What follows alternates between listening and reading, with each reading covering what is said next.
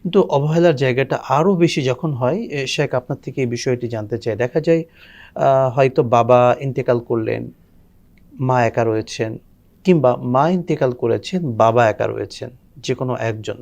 সেই ক্ষেত্রে কিন্তু আমাদের অবহেলার পরিমাণটা অনেক বেড়ে যায় বাবা কিংবা মায়ের প্রতি, বিশেষ করে বাবার প্রতি। তো সেই ক্ষেত্রে আমরা সন্তান হিসেবে বাবা মায়ের প্রতি একেবারে বৃদ্ধ অবস্থায় যখন তারা নিঃসঙ্গ জীবনযাপন কাটান, মা হয়তো চলে গিয়েছেন, বাবা এখন একা, তার সময়টা কাটে না, তাকে সন্তান হিসেবে যে সময়টুকু দেওয়া দরকার বা মানসিক সাপোর্ট দেওয়া দরকার বা পারিপার্শ্বিক দেওয়া দরকার, এটা কিন্তু আমরা দেই না। যদি সে বিষয়টি একটু বলতেন। বাবা মা দুইজনই সমান।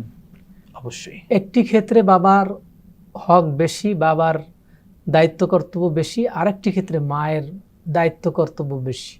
মায়ের দায়িত্ব কর্তব্যটা হচ্ছে গর্ভধারণ, দুগ্ধপান, লালন পালন, এই তিনটি। এই জন্য আল্লাহ বলছেন ওয়াসাইনাল ইনসানা বিওয়ালিদাইহি ইহসানা হামালাতহু উম্মুহু কুরহা ওয়াদাহু কুরহা ওয়া হামলুহু ওয়া ফিসালুহু সালাসুনা শাহরা। এখানে দুধ পানে একটা বিষয় যেটি বাবা করেন না, গর্ভধারণ একটি বিষয় যেটি বাবা করেন না, ছোটকালে লালন পালন এটি বাবা করেন না, এরপরে পরবর্তী সকল পদক্ষেপ মূলত বাবা করেন। তাহলে একটা পাঠ হচ্ছে মায়ের, আর একটা পাঠ হচ্ছে বাবার। উভয় পাঠটাই সমান, কাউকে ছোট করে দেখার আদৌ কোনো সুযোগ নেই। All are equal here according to Quran and Sunnah. Quran সুন্নাহর আলোকে দুইজনই সমান। এই জন্যই বলছেন ওয়ালিদাইন, দুইজন মানে জন্মদাতা জন্মদাত্রী, তার মানে জন্ম একজনে দেয় না। ইয়াখরুজু মিন বাইনি সুলবি ওয়াত-তারাইব। বাবার যেমন সেখানে শ্রম মেধা, ঠিক মায়ের শ্রম মেধা কোনোটাকে খাটো করার সুযোগ নাই। তবে মাকে ওখানে 3 গুণ বলা হয়েছে, এই কারণে মাদেরকে একটু প্রায়োরিটি দেওয়া হয়েছে, যাতে তারা মানসিকভাবে সন্তান ধারণ করে বনি আদম পৃথিবীতে যেন বিচরণ করে সুযোগ পায়। এই জন্যই হাদিসে বলছে আল জান্নাতু তাহতা আকদামিল উম্মাহাত, মায়ের পায়ের নিচে সন্তানের বেহেশত, ইবনে মাজার মধ্যে সহিহ হাদিস। তো এই হাদিসে মাদেরকে উৎসাহিত করছে গর্ভ ধারণ করার ক্ষেত্রে। আর বাবা কিন্তু গোটা জীবনকে দিন রাত শ্রম মেধা ঘুম সবকিছু হারাম করে দেয়, নিজের আরামের জন্য নয়, সন্তানের আরামের জন্য, সন্তানের ভবিষ্যতের জন্য। দেখুন, সুদ খাওয়া হারাম, ঘুষ খাওয়া হারাম, অন্যায় করা হারাম। এই হারাম কাজগুলো জেনেও অনেক বাবা মা করে, এটি আদৌ শুড নট, একদমই উচিত না, কিন্তু করে কেন? সন্তানের ভবিষ্যতের জন্য। যেই বাবা বৈধভাবে আয় করে ও অবৈধভাবে আয় করে, দিনের বেলায় সে শ্রম দেয়, রাতের বেলায় সে তাহাজ্জুদের মধ্যে সন্তানের জন্য দোয়া করে। একজন বাবা হিসেবে আমি একজন বাবা, আমার একটাই লক্ষ্য, আমার সন্তানগুলো মানুষের মতো মানুষ হোক, ব্যক্তি কল্যাণে মানুষ হোক, সমাজ কল্যাণে মানুষ হোক, রাষ্ট্রের কল্যাণে মানুষ হোক, ইসলামের কল্যাণে মানুষ হোক। এই যে আমার চিন্তা, 24টি ঘন্টা তো আমার একটাই চিন্তা থাকে, সন্তান কিভাবে মানুষ হয়।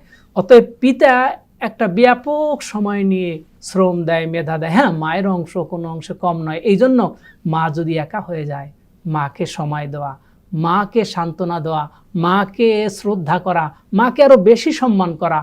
যদি সে বিবাহ করে তো সেই ক্ষেত্রে স্ত্রীর সাথে এমনভাবে সে আচরণ করবে যে দেখো, মা আমার একমাত্র পিতা এবং মাতা, মা আমার দুটো, এখন মা আমার এখন একা নয়। ঠিক অনুরূপভাবে বাবা যদি একা হয়ে যায়, তখন তার স্ত্রীকে বুঝাবে, পরিবারকে বুঝাবে, সমাজকে বুঝাবে, এক সময় ছিল আমার বাবা মা দুইজন, এখন আমার যিনি বাবা তিনি আমার মা এবং বাবা দুইজন। অতএব আমার জীবনের ফার্স্ট অ্যান্ড পার্সেল হলেন বাবা মা।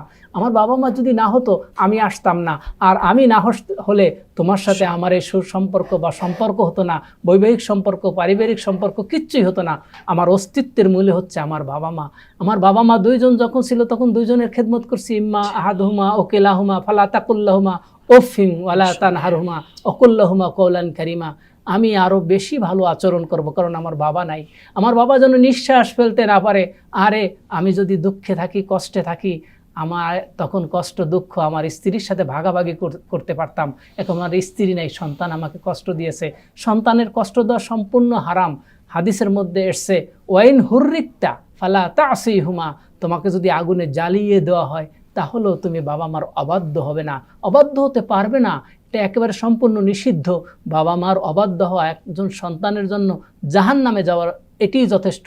যে সন্তান তার বাবা মার সাথে খারাপ আচরণ করে, গালিগালাজ করে বা কষ্ট দেয়, বা বাবা মাকে বৃদ্ধাশ্রমে রেখে আসে, বা বাবা মার অধিকারকে ক্ষুণ্ণ করে, বিশেষ করে বাবা চলে গেলে মাকে, মা চলে গেলে বাবাকে, এই অসহায়ের সময়ে যদি বা সন্তান তার পাশে না দাঁড়ায়, এই শাস্তি আল্লাহ তাআলা 1/3 দুনিয়াই তাকে দিবে, এতে কোনো সন্দেহ নাই। কারণ হাদিসে আসছে, রাসূলুল্লাহ আরবি সাল্লাল্লাহু আলাইহি ওয়াসাল্লাম মাররান নবী আল্লাহ সাল্লাম আলা কবরাইন, রাসূলুল্লাহ আলাইহি ওয়াসাল্লাম দুটি কবরের সামনে দিয়ে যাচ্ছিলেন, তখন দেখছেন যে এই কবরে আযাব হচ্ছে। কেন আযাব হচ্ছে? তার বাবা চলে গেছিল আর তার মা ছিল, মা তাকে লালন করছে, পালন করছে, অন্য বাসায় বুয়ার কাজ করে। এই সন্তানের চেহারার দিকে তাকিয়ে সে কখনো ভালো সৎ পাত্রে পাত্রস্থ হয় নাই, নিজেকে বিবাহের জায়গায় সমর্পণ করে নাই, সন্তানের দিকে তাকায় সে কখনো বিয়ে বসে নাই। এই সন্তান বড় হয়েছে, সংকে অত্যাচার করছে, নির্যাতন করছে, তখন চোখ দিয়ে পানি দর দর করে মা মানে দোয়া মায়ের করেছে।